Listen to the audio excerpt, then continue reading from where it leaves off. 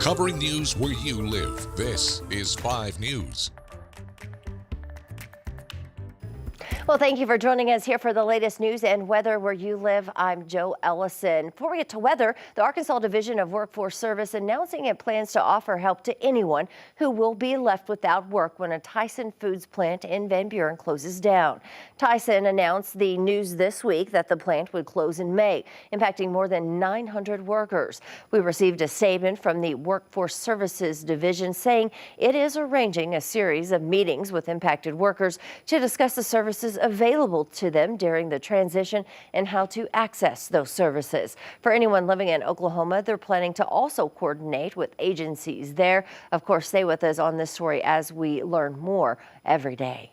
All right, before we get to other top news, let's get a check at the weather with meteorologist Zach Scott. And Zach, today we're looking at some rain moving into our area. Yeah, we're going to have a chance, Joe, for some scattered showers really as we go through the day. We can't roll out a stray shower. We've got at least a 20, 30, 40% chance of a hit or miss shower with some rain kind of working out of Oklahoma and passing through western and northwestern Arkansas. But it's as we go late afternoon to the evening, that's our best chance for not only widespread rainfall, but to mix in some of those stronger storms. Temperatures today still on the cool side, even though we're back into the 60s like we were yesterday. Similar to yesterday when the clouds moved in the afternoon, we kind of lost that sunshine, kind of warming you up a little bit. With the breezy conditions, it felt a little bit cooler outside. Well, we're going to have mostly cloudy skies today, and with winds south out of the south, 15, 25 miles per hour sustained, gusts 30, 40 miles per hour, and we could even have some gusts 40, 45 miles per hour in northwest Arkansas back into northeast Oklahoma. With those winds around and the cloudy skies, I think the 60s are still going to feel a little cool out there. So it's certainly not freezing outside, but I would keep a jacket around just to make sure that you're a little bit more comfortable with that chilly wind coming in and not so much sunshine shining down on us. We do have the chance for a few strong storms today, especially late afternoon, evening. We're talking about storms 3, 4, 5 o'clock developing in northeast Oklahoma and then moving in, and they'll be wrapping up in our southern zones, Scott, Logan, Johnson, Pope counties as we go closer to 5, 6, 7. By 9 o'clock, I think we're really wrapping up off towards the southeast. Level 1 to the north, meaning 1 or 2 strong storms. Could have a couple of pockets of some stronger winds, 50, 60 miles per hour, and then a few pockets of some hail, quarter, $half size hail will be possible. Northwest Arkansas. The further south you go, a little bit more ingredients coming together. Well, we have the potential for a few damaging wind gusts, 60, 70 miles per hour, a few pockets of hail up to the size of golf balls, and then also likely a little bit more spin, a little bit more rotation, low-level rotation will be possible south of I-40. Can't rule out a tornado or two, especially as we go 5, 6, 7, 8 o'clock. We'll be watching that for you. Again, a few scattered showers are possible really as we go through the day, a few hit or miss showers. But here comes that line of storms. Again, moving in 4, 5, 6 o'clock northwestern Arkansas, east central Oklahoma, 5, 6, 7 o'clock moving into west central Arkansas. And these storms down here have the potential to just tap into a little bit more energy, a little bit more instability, could be a little stronger. But look at that. Again, 9, 10 o'clock. These are already off towards the east. Colder air filtering in on the backside, and we're going to be chilly going into St. Patrick's Day. 20s to 30s for lows.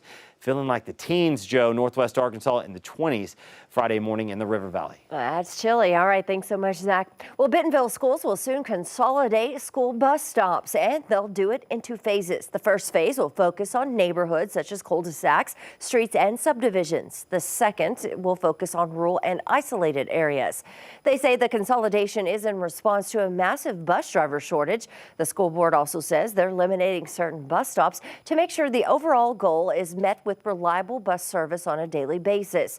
The transportation director, Jason Salmon, says walking distances would be shortened to where a student would not have to walk more than a mile.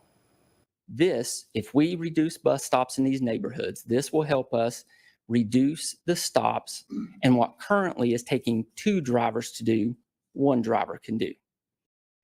Salmons also says this is going to help speed things up and reduce time on buses for students. He said he does want to point out, though, this will not apply to special education students. Phase 1 will begin during the next school year, and the second phase will start the following school year.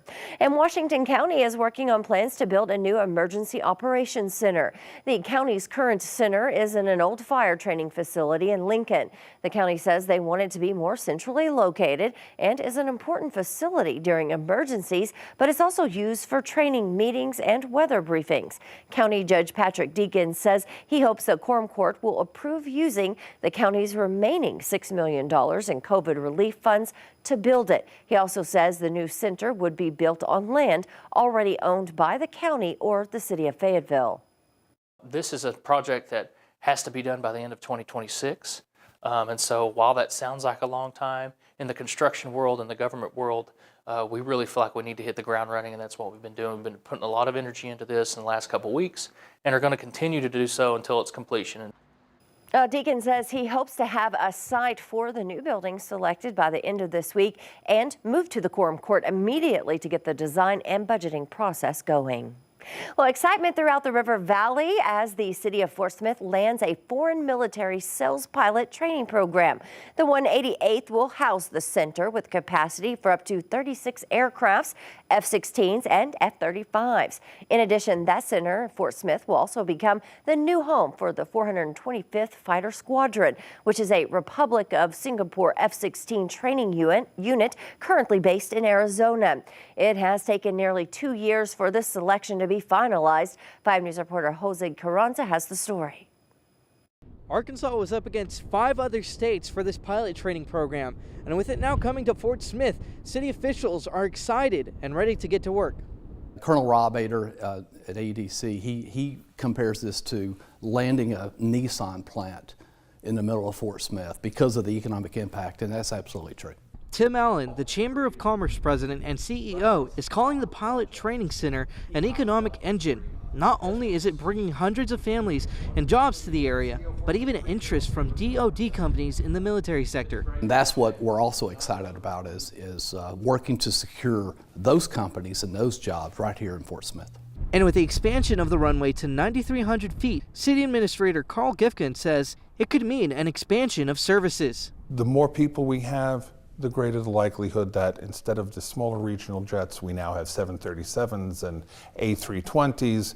More people, more success. Officials say the training could have an economic impact on the region as high as $1 billion per year. We are in the initial stages now that the ROD has been signed. We can start executing a lot of our plans on what we need to do to get this mission up and running. Over the next 18 months, Lieutenant Colonel Drew Gus Nash will head the basing of the mission. They'll begin projects in the design phase and potentially start construction projects. Those include facility renovations, repairing their ramp, and getting sun shelters ready to operate the F-35 operations and to include the F-16 operations. We are expecting flying operations to start sometime within FY25, which would be anywhere from September 2024 through September 2025. Our goal is to make sure that the bed down for Singapore, Poland, Finland, Switzerland is a smooth transition, not only for the pilots, but for their families. And it's frequently said, when you hear those aircraft, hear those jet engines flying overhead, it's the sound of freedom.